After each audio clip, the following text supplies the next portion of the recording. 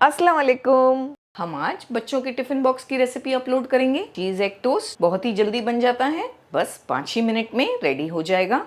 अक्सर बच्चे अंडा खाने में प्रॉब्लम करते हैं, लेकिन इस तरह से आप इन्हें चीज एग टोस्ट बना कर देंगे तो वो ज़रूर खाएंगे और टिफिन को फिनिश करके आएंगे।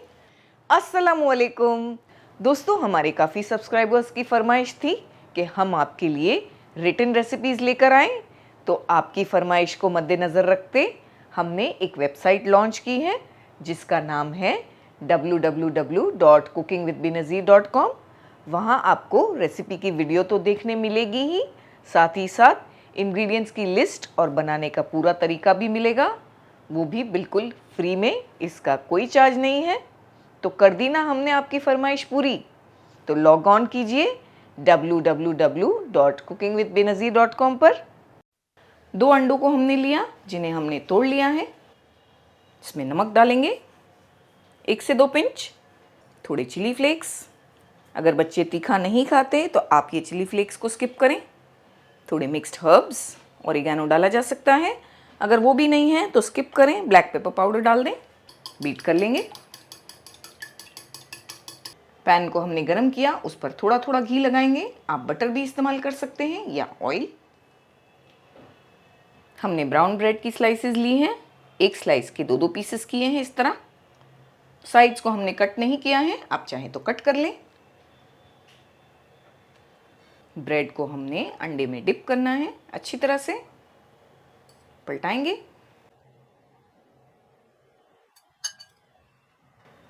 बस ये रेडी है टोस्ट होने के लिए।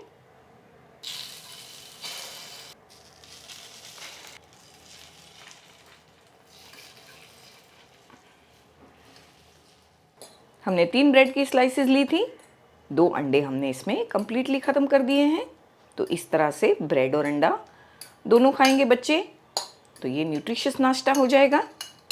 जो बच गया है चाहे तो इस पर इस तरह से डाल दें, वेस्ट न करें।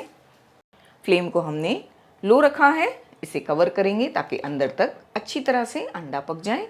1 से 2 मिनट लगेंगे। 2 मिनट के बाद चेक करेंगे।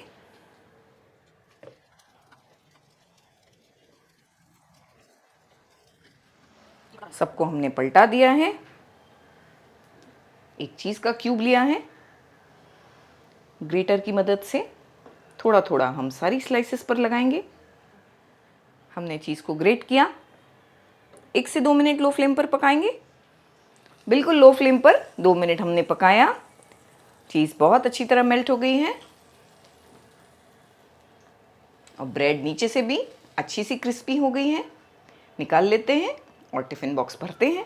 तो देखा आपने, बस 5 से 10 मिनट में हमने इतनी डिलीशियस और टेस्टी और हेल्दी रेसिपी बनाकर तैयार की है।